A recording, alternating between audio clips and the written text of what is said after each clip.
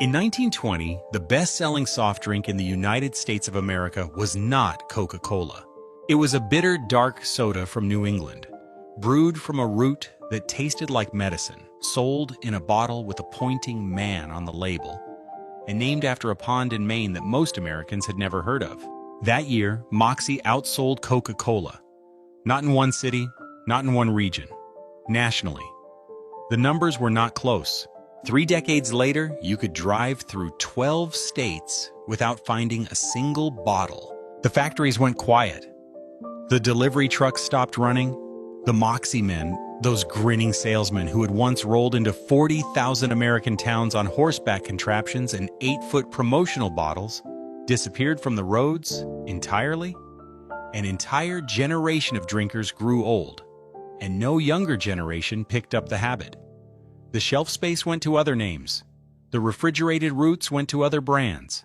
And Moxie, the soda that had beaten Coca-Cola at its own game, shrank back to a handful of counties in northern New England, barely alive, sustained by loyalty so stubborn it bordered on defiance. But the real story of Moxie is not the collapse. It is the story of a Civil War doctor who brewed medicine in a mill town and accidentally invented the American soda industry.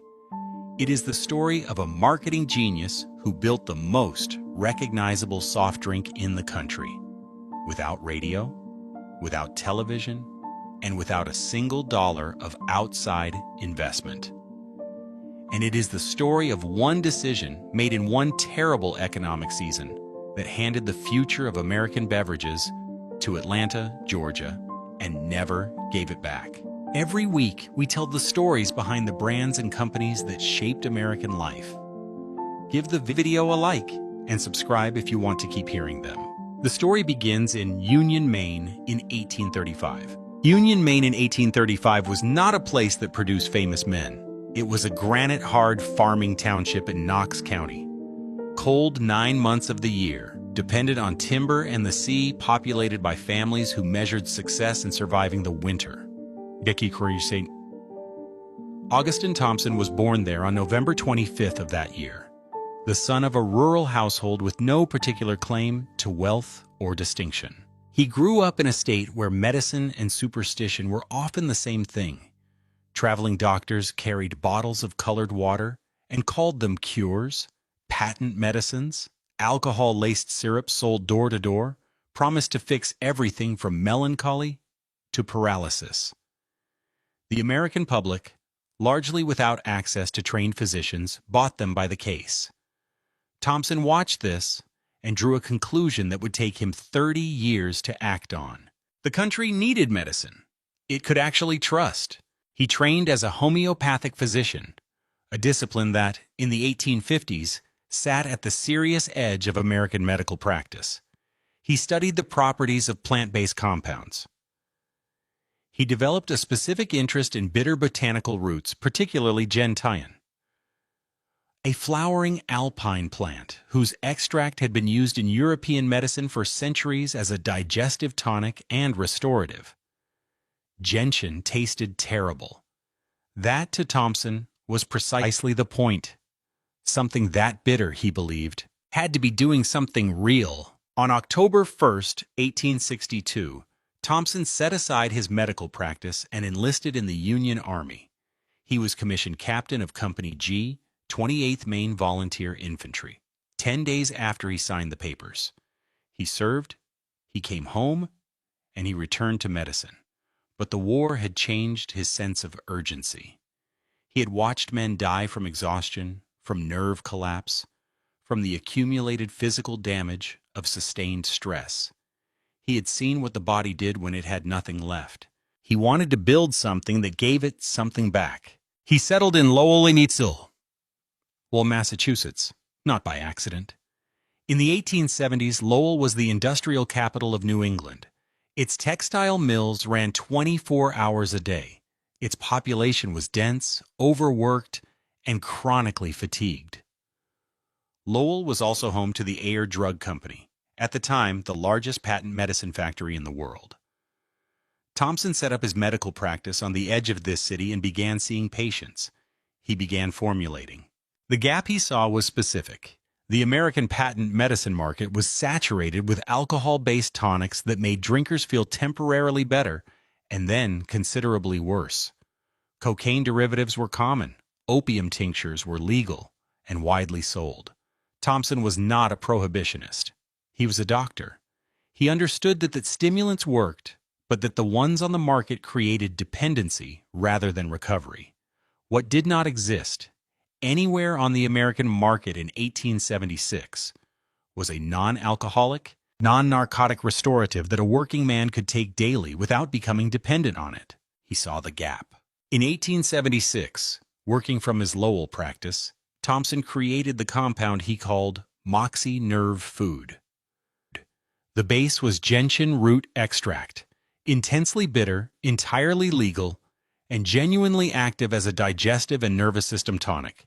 To it he added cinchona bark, sassafras, wintergreen, and caramel for color, and a thin thread of sweetness that barely cut the bitterness. He claimed it contained extract from a rare, unnamed South American plant. That plant, it would later emerge, was the gentian itself, repackaged in the language of mystery that patent medicine demanded. He dispensed it as a syrup directly to patients. There is no commercial sales record from these early years. It was medicine given to sick people in a doctor's office on the edge of a mill town. The first commercial bottling came in 1884. Thompson had spent 8 years quietly building his formula, expanding his understanding of what the compound could do, and watching the American appetite for carbonated beverages begin to grow at soda fountains across New England. Carbonation was added the following year in 1885, and on March the 7th of that year, the first bottle of carbonated Moxie Nerve Food was sold commercially. Thompson received his trademark the same year. He left his medical practice entirely in 1886, surrendering a decade of clinical work to run a beverage company out of Lowell, Massachusetts, with a product that tasted like bitter roots and a belief that Americans would learn to love it. He borrowed to capitalize the early operation. The initial investment Thompson committed to marketing and sale was $15,000, equivalent to more than $350,000 in modern dollars. For a solo physician from a farming county in Maine, it was everything. The early advertising made claims that would not survive a single news cycle today. Moxie Nerve Food, the advertisements promised, could cure paralysis. It could reverse softening of the brain. It treated locomotor ataxia, alcoholism, insanity, and nervous exhaustion caused by heat of summer. The Lowell Sun ran these claims as though they were medical findings. Readers sent letters describing miraculous recoveries. Thompson did not invent this playbook. It was the language of the entire patent medicine industry, but he was playing a longer game than most of his competitors understood. Because Moxie actually tasted like something bitter. Yes. Sharp, yes. Unlike anything else sold at an American soda fountain. But consistent. Reproducible. Real. That would matter more than anyone anticipated. In 1885, the American soda fountain was a specific kind of American institution. It lived inside the drugstore. Marble counter, brass fixtures, a druggist in a white apron who mixed flavored syrups with carbonated water by hand. The drinks were sweet, almost uniformly, aggressively sweet. Vanilla, cherry, lemon phosphate, cream soda. The entire category was built onto the assumption that sweetness was what Americans wanted from a carbonated drink. Moxie arrived and broke that assumption in half. The formula Thompson had developed over 9 years of clinical work produced something that no upright competitor could replicate, because no competitor had started from the same place. Gentian root, the botanical core of Moxie Nerve Food, was not used in any other commercial beverage in the United States. It produced a flavor profile that drinkers described, then and now, in contradictory terms. Sweet on entry, then a clean, spreading bitterness that moved from the back of the tongue outward, finishing with a dry, almost mineral quality that made the next sip feel necessary. It was not unpleasant. It was not pleasant in any conventional sense. It was, as Thompson's early advertising would eventually put it, distinctively different, and that distinction was not a marketing phrase. It was a chemical fact. The bitterness itself was the innovation.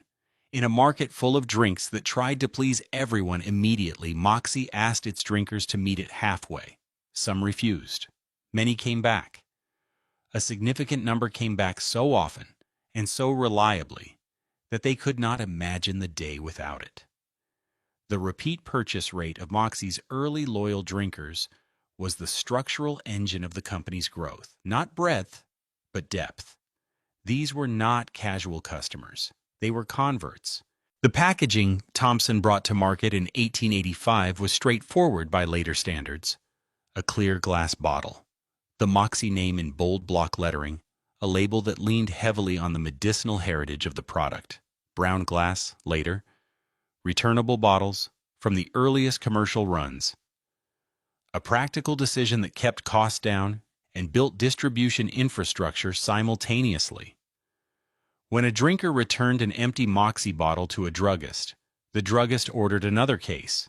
The bottle itself was a delivery mechanism for repeat business. At soda fountains, Moxie was sold as a syrup concentrate mixed with carbonated water, the standard model of the era. A glass cost 5 cents, 1 nickel.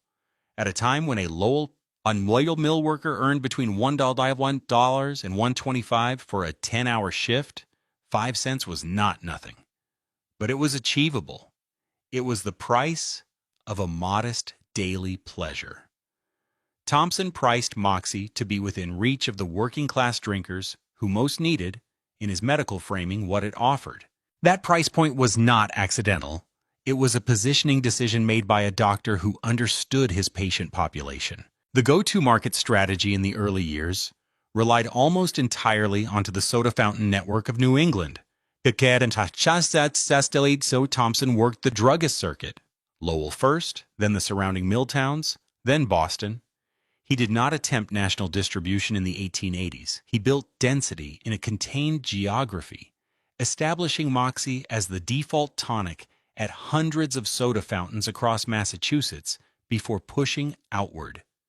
By 1890, Moxie syrup was available at fountains from Portland, Maine, to Providence, Rhode Island. The product had not changed. The footprint had simply grown, one druggist account at a time. The St. Louis World's Fair of 1904 changed the scale of everything. Thompson had died the previous year, June 8, 1903, in Boston, at age 67, and did not live to see what his product became at the Louisiana Purchase Exposition. Moxie was served at the fair to hundreds of thousands of visitors from across the country.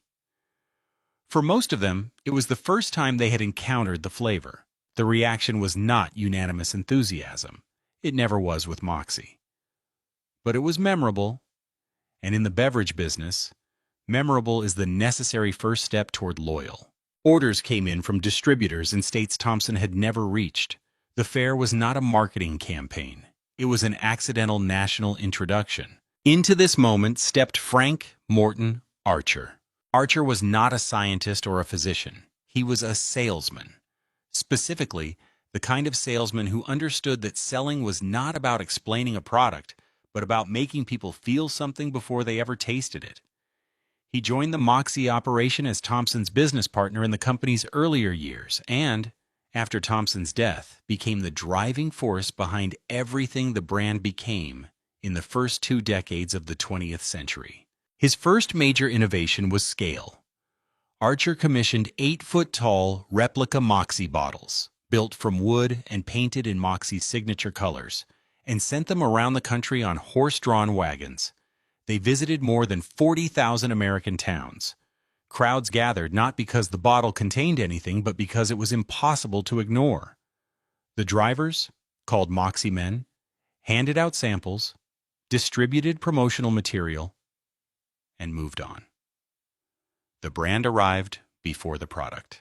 By the time a Moxie bottle appeared on a drugstore shelf in a town the wagon had visited 6 months earlier, the name was already familiar. In 1916, Archer invented something entirely his own. He mounted a full-scale aluminum horse onto an automobile chassis and engineered the controls so that the driver sat in the saddle and operated the vehicle from horseback position. He called it the Moxie horsemobile. It was by any rational measure an absurd object. It was also one of the most effective promotional devices in the history of American consumer marketing. Everywhere the horsemobile appeared. At fairs, outside ballparks, in front of dance halls, crowds followed it through the streets, children chased it, newspapers covered it. The Moxie man on horseback became a cultural fixture in New England and beyond. Within 4 years of the horsemobile's introduction, Moxie was outselling Coca-Cola. That sentence carries weight only if you understand what Coca-Cola was in 1920. It was not a regional brand. It was not an emerging challenger. It was the largest soft drink operation in the United States, backed by Atlanta Capital, distributed across 46 states, and spending aggressively on print advertising in every major market. Moxie beat it anyway, on flavor loyalty, on regional density, on the kinetic carnival energy of Frank Archer's promotional machine. By 1920, Moxie had built something that no advertising budget could manufacture from scratch, a drinker who would not substitute. In diners and drugstores and union halls from Boston to Baltimore, there were men and women who wanted Moxie specifically, not a soda, not a cola, not something similar. Moxie, the bitter one, the one with the pointing man on the label.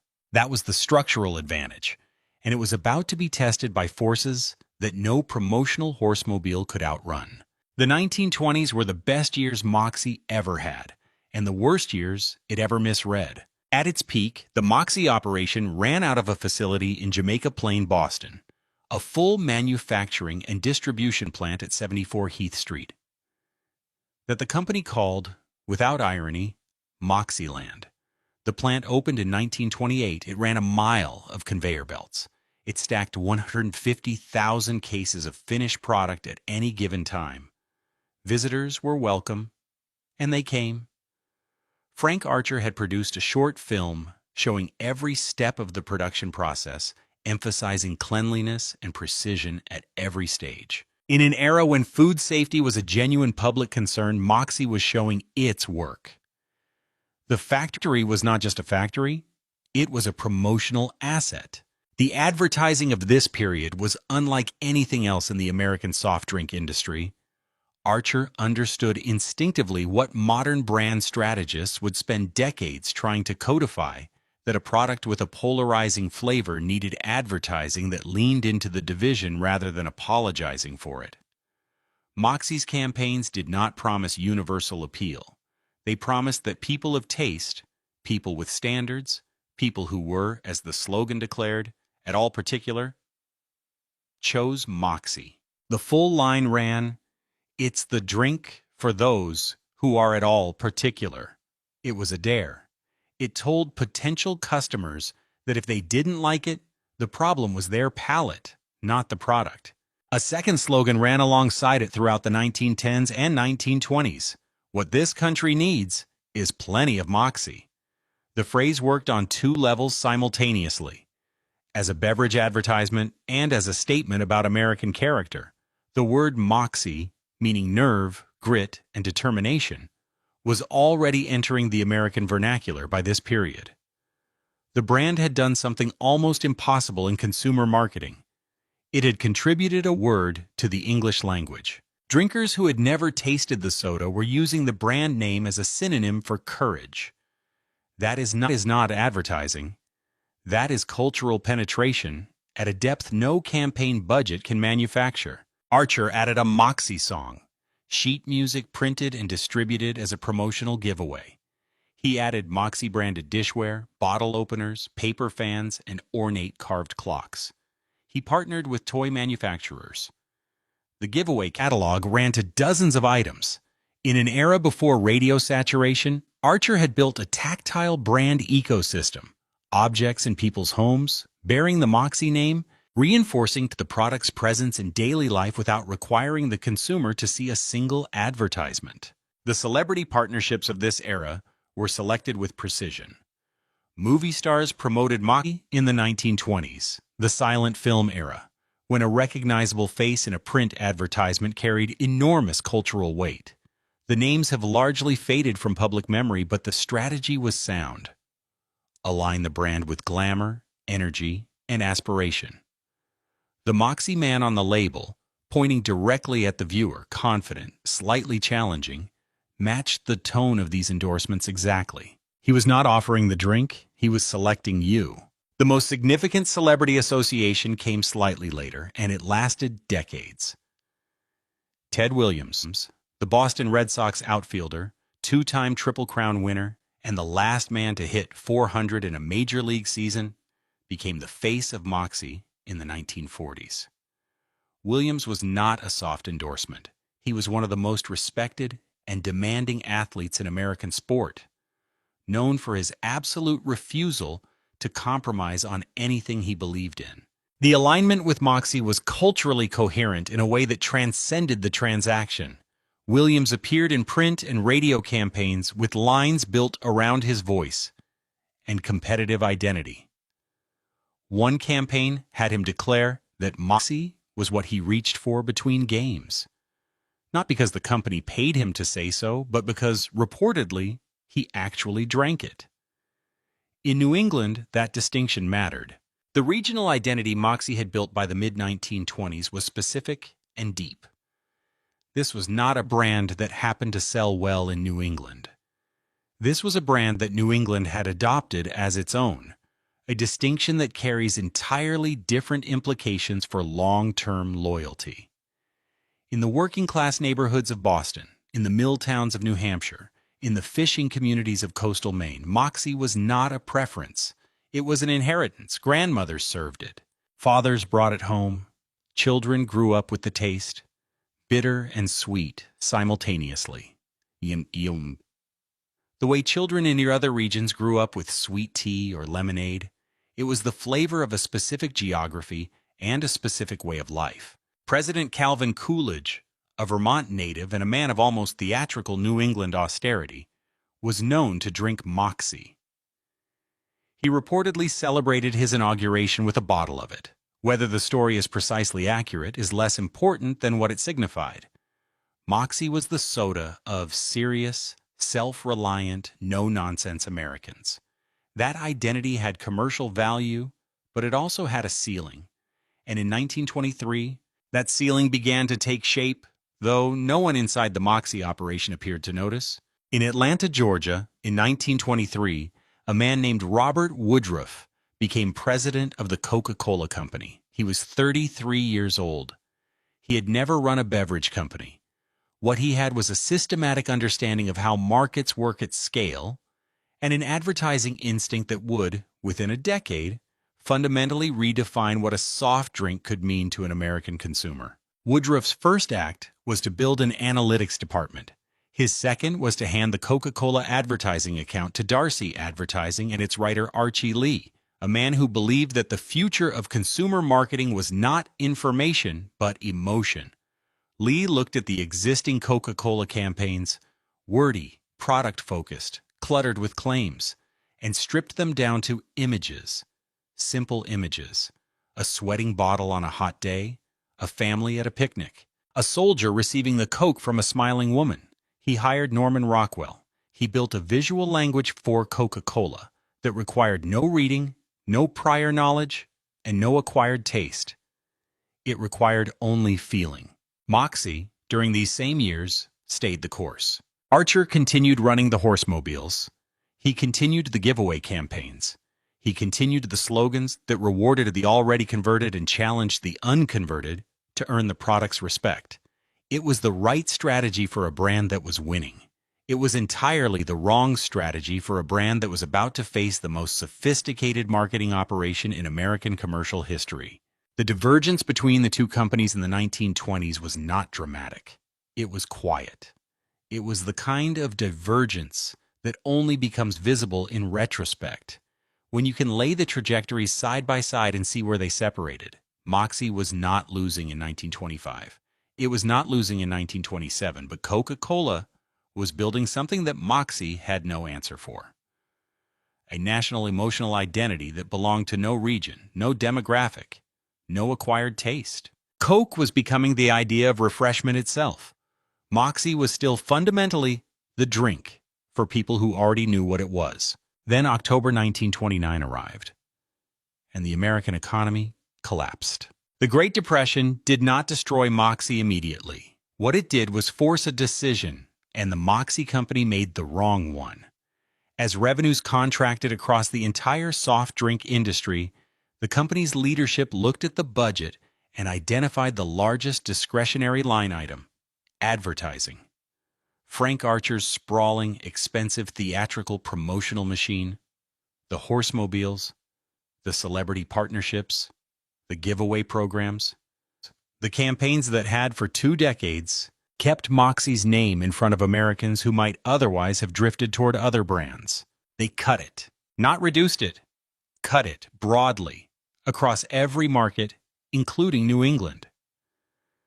The reasoning was not irrational. In an economic catastrophe, you protect cash, you reduce exposure, you survive to fight another day. It was the logic of a company trying to outlast a crisis. Coca-Cola made the opposite decision. While Moxie pulled back, Woodruff and Lee accelerated. They understood something that the Moxie leadership did not. A depression is not a pause in consumer life. It is a period of intense emotional need, and the brand that shows up during that need, consistently, visibly, warmly, owns the relationship that follows. Coca-Cola increased its advertising presence during the Depression years. It placed Coke in the hands of Rockwell's figures. Ordinary Americans, tired and hopeful and recognizable. It told a country that was suffering that there was still something simple and good available for 5 cents. Moxie went silent at precisely the moment its competitor was speaking loudest. The market share numbers that followed were not a surprise. They were an inevitability. By the mid-1930s, Moxie's national presence had contracted visibly. The company raised its price, figures, from a nickel to a dime, at a moment when unemployed Americans were counting every coin. Simultaneously, and reportedly to offset rising costs, cheaper substitute ingredients began appearing in the formula. The exact substitutions are not fully documented in the historical record. What is documented is the result. Longtime drinkers noticed. The flavor that had built 4 decades of loyalty, that specific, unreplicable combination of gentian bitterness and thin sweetness, shifted. Not dramatically. Enough. In 1939, Frank Morton Archer died. He had been the operational soul of Moxie's marketing for more than 3 decades. No single person inside the company understood the brand the way he had. No successor had been developed. The horsemobile campaigns wound down. The theatrical, promotional energy that had made Moxie a national spectacle in the 1910s and 1920s had no one left to sustain it. The company that remained was competent. It was not visionary. And in the American soft drink industry of the 1940s, competence without vision was a slow retreat. During World War II, Moxie attempted a revival of its old promotional language. The slogan, "What this country needs is plenty of Moxie," returned, reframed as a wartime rallying cry, a statement about American resolve. It ran in print. It had some resonance, but the wartime soft drink market was constrained by sugar rationing, and every major brand faced the same limitations.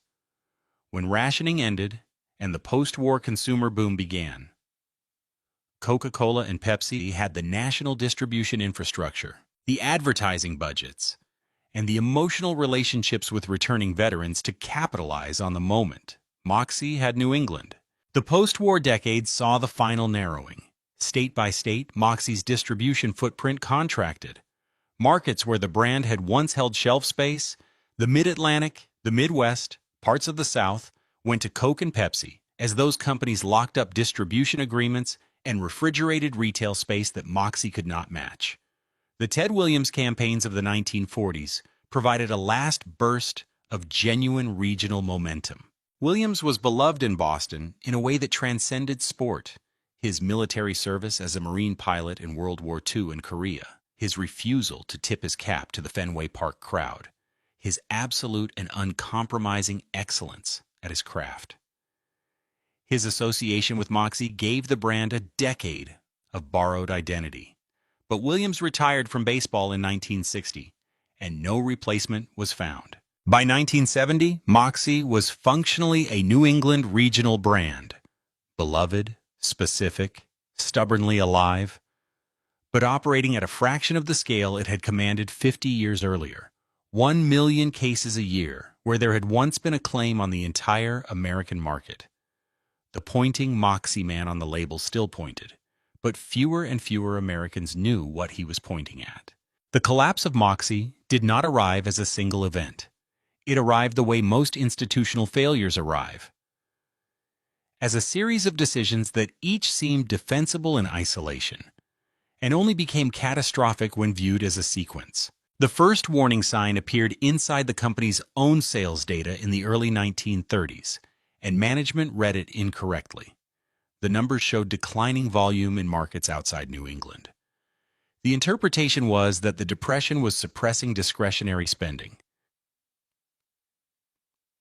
a temporary contraction that would reverse when the economy recovered. That reading was partially correct. It was also fatally incomplete.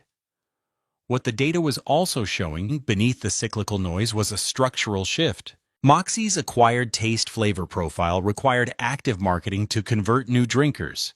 Without that marketing, without the horsemobiles, without the celebrity campaigns, without the constant theatrical presence that Archer had built, the conversion pipeline dried up. Existing loyal drinkers kept buying. New drinkers never started. The base aged. It did not replenish. The decision that could not be undone was made sometime between 1929 and 1931. No board meeting minutes have survived to give it a precise date. What the historical record confirms is the outcome. Moxie's advertising budget was cut to a level that effectively ended its national promotional presence at the exact moment Coca-Cola was doubling down on emotional brand building. The reasoning, usually protect cash during economic crisis, was the reasoning of every cautious manager who has ever presided over a brand's slow death while believing they were practicing responsible stewardship. The irony is nearly perfect. They saved the company's money and spent the company's future. The customer response was not immediate. Loyal drinkers do not abandon a brand the moment its advertising disappears. They keep buying on memory, on habit, on the specific pleasure of a thing they have always reached for, but they tell fewer people. They recommend it less. They do not bring their children into the habit with the same conviction because the culture around the brand, the campaigns, the events, the social proof of visibility, has gone quiet. The conversion of the next generation requires active effort. Moxie stopped making that effort. In New England drugstores, through the 1930s and into the 1940s, longtime Moxie drinkers noticed something else. The flavor was changing. The change was subtle enough that no single drinker could have proved it in a blind test. But across enough conversations, in enough drugstores, the observation accumulated into a pattern. Something in the formula was different. The gentian bitterness that had defined the drink for 50 years, that specific, clean, medicinal finish that either converted drinkers permanently or repelled them immediately, had softened. The cheaper ingredient substitutions of the Depression era had altered the compound in ways that were economically rational and commercially damaging simultaneously. The drinkers who loved Moxie loved it for exactly the quality that was being quietly removed. There was an attempt at recovery. In the 1940s, the Ted Williams campaigns provided genuine lift, documented sales increases in the New England market, that demonstrated the brand still had the capacity to respond to promotional investment. Williams was the right endorser at the right cultural moment. A New Englander, a veteran, an uncompromising figure whose association with Moxie carried authenticity rather than transaction. The campaigns ran through radio and print. They worked. Within their geography, they could not compensate for 2 decades of national retreat. The structural problem was distribution. By the late 1940s, the American soft drink industry was reorganizing around a new retail reality, the supermarket. Chain grocery stores were replacing the independent drugstore as the primary point of soft drink purchase. Supermarket shelf space was finite, and it was allocated by sales volume. Coca-Cola and Pepsi had the volume to command premium placement, eye level, end caps, refrigerated cases near the checkout. Moxie had the volume of a regional specialty. It was shelved accordingly, warrants when it was shelved at all. A drink that requires an acquired taste cannot acquire new tasters if new tasters cannot find it on a shelf. The ownership structure complicated recovery further. The company had split into two entities, the Moxie Company, retaining New England bottling rights, and Moxie Company of America, holding national distribution rights. The division of territory that had once seemed like an efficient geographic allocation became, in the post-war market, a coordination failure. National campaigns required unified decision-making. Two companies with overlapping but distinct interests could not produce it. The brand that needed to speak with one voice was speaking with two, or, increasingly, with none. Moxieland, the Jamaica Plain factory that had once processed 150,000 cases at a time, closed in 1953. The building at 74 Heath Street, with its rooftop Moxie advertisement and its arrow pointing toward Logan Airport, went quiet. Production moved to contracted bottlers. The mile of conveyor belts stopped. The workers collected their final checks and found other work in a post-war Boston economy that had other things to offer. The closure was not announced with ceremony. It was the administrative conclusion of a financial reality that had been building for 20 years. Through the 1960s and into the 1970s, Moxie's distribution continued to contract. States fell away one by one, not through dramatic losses, but through the quiet arithmetic of unsustainable economics. A bottler in Pennsylvania dropped the line. A distributor in New York stopped carrying it. Each individual loss was manageable. The cumulative loss was the national market. By 1980, Moxie was available in perhaps 6 states. By the early 1980s, even within its New England stronghold, the brand was in genuine danger. Shelf space was shrinking. Bottler agreements were lapsing. The company that owned the trademark was operating without the resources to defend it. In 1982, a local business owner in Lisbon Falls, Maine, a small river town of fewer than 9,000 people, looked at what was happening to the soda his community had grown up on, and decided it was not acceptable. He organized. He petitioned. He launched a campaign to save Moxie from extinction in the state that had always loved it most. Out of that campaign came the Moxie Festival, an annual 3-day celebration in Lisbon that drew crowds, generated press, and reminded Maine that Moxie was still there, still worth fighting for. It was an act of communal stubbornness in the tradition of the brand itself. In 2007, Cornucopia Beverages, operating as the Moxie Beverage Company based in Bedford, New Hampshire, acquired the trademark and resumed production at a facility in Londonderry. The brand stabilized. It did not recover its national presence. It sold approximately 1 million cases per year, a number that sustained a brand, but not a movement. The final chapter arrived on August 28, 2018. Coca-Cola announced the acquisition of Moxie, the company that had outmaneuvered Moxie during the Great Depression. The company that had taken Moxie's national market share, city by city and state by state, across 4 decades. The company whose advertising genius had made Moxie's promotional silence in the 1930s into a death sentence. That company now owned Moxie. The price was not disclosed. Production stayed in Londonderry. The formula remained.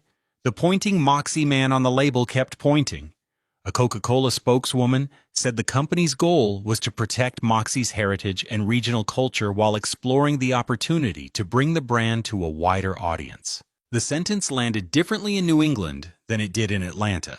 In Lisbon, Maine, at Frank's Pub and Restaurant, Named for the man who founded the Moxie Festival, the regulars absorbed the news the way New Englanders absorb most news, quietly, with suspicion, and without visible panic.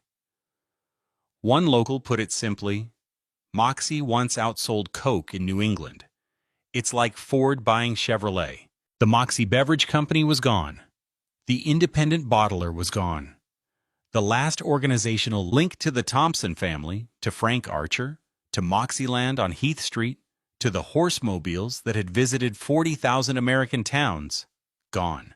The sign above the Londonderry facility did not come down, but something changed that August that no press release could fully describe. The brand survived.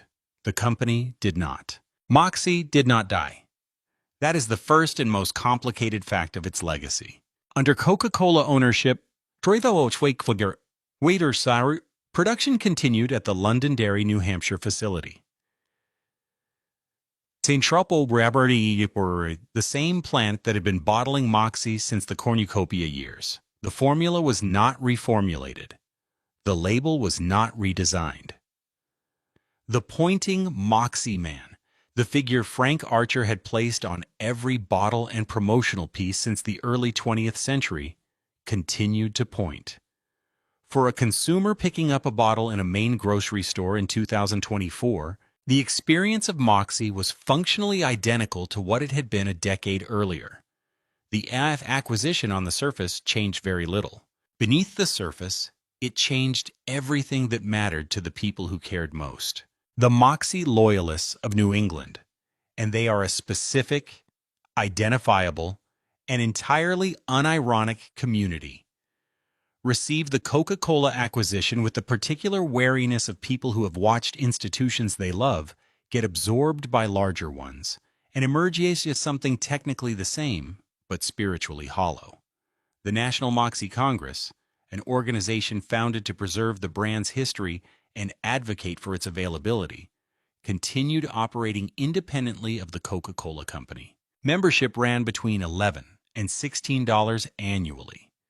The Congress maintained archives, promoted the brand in regional media, and functioned as the institutional memory of a history that Coca-Cola's corporate structure had no particular incentive to remember. The Moxie Festival in Lisbon, Maine persisted. Every summer, the second week of July, the town of 800 people hosts a 3-day event that draws approximately 30,000 visitors, a ratio of attendees to permanent residents that almost no American food or beverage festival can match.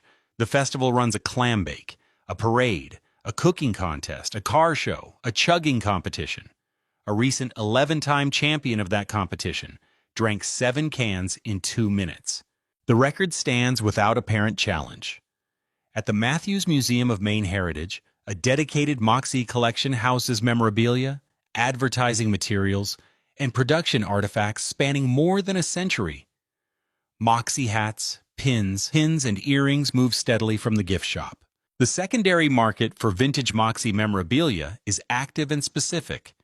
An original Moxie neon bar sign in working condition sells for between $400 and $900 on eBay, and sells quickly, typically within hours of listing.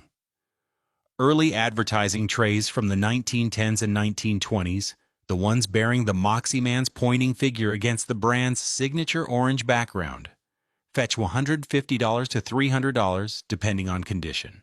Moxie horsemobile photographs and promotional postcards from the Archer era circulate through antique paper dealers at prices that reflect genuine scarcity.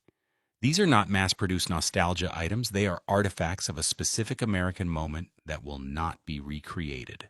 On May 10, 2005, Maine's governor signed a bill designating Moxie the official state soft drink. The legislation passed with the kind of bipartisan support that Maine's legislature rarely produces on anything. It was not a symbolic gesture in the way that most official state designations are symbolic. It was a codification of something that had been culturally true for over a century. That Moxie and Maine were, in some specific and unmetaphorical sense, the same thing. Lobsters, lighthouses, and Moxie, the bitter one, the one that required you to meet it on its own terms. The reason the original still matters, the functional, non-sentimental reason, is the gentian root. No other commercially produced soft drink in the United States contains it. The flavor that gentian produces cannot be approximated with artificial bitterness, compounds, or citrus derivatives. It is a specific botanical effect that acts on the palate in a specific sequence, and that sequence is either the thing a certain kind of drinker wants above all other options, or it is entirely unwelcome. There is no casual Moxie drinker. There are Moxie drinkers and people who tried it once. The brand's inability to expand beyond its loyal base was always a distribution and marketing problem. Versus not a product problem. The product was irreplaceable. It still is. The physical site of Moxieland, 74 Heath Street in Jamaica Plain, Boston, no longer houses a beverage operation. The building that once ran a mile of conveyor belts and stacked 150,000 cases of finished product has been converted to residential use. The rooftop advertisement is gone. The arrow that pointed toward Logan Airport points at nothing. The neighborhood around it has changed several times over since 1953, cycling through industrial decline, urban renewal, and the particular gentrification of a Boston neighborhood close enough to the city center to be expensive and far enough from it to have retained its working-class architecture.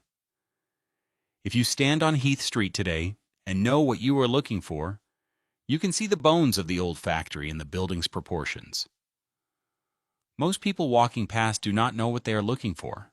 The surprise footnote belongs to the word itself. Moxie, meaning nerve, courage, determination, the quality of refusing to back down when backing down would be easier, entered the American English lexicon sometime in the 1920s, drawn directly from the brand. It appears in dictionaries without attribution to its commercial origin.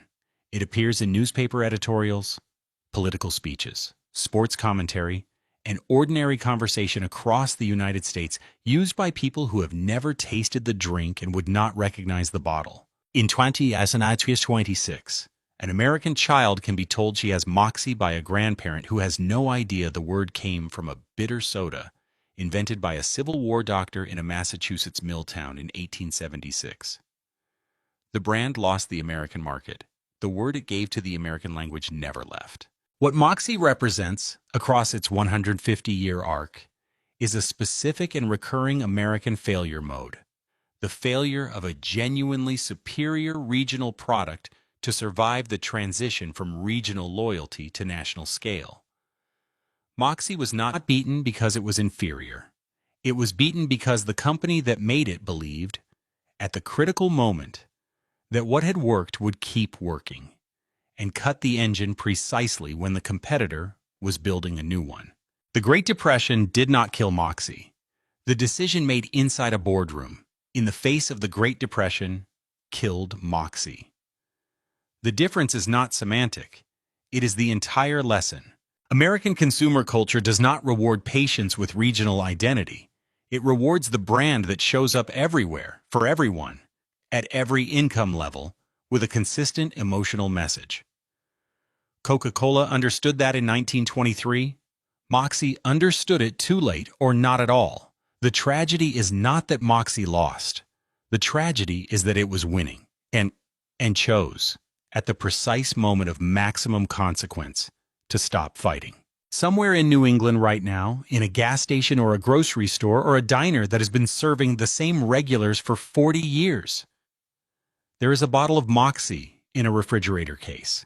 It is cold, it is bitter. It tastes exactly like it tasted in 1920 when it outsold Coca-Cola and the whole country seemed to be paying attention. The person who reaches for it knows what they are reaching for. They have always known. They drove past the Coke and the Pepsi and the 37 other options, and they picked the one with the pointing man on the label. The one that has been there longer than any of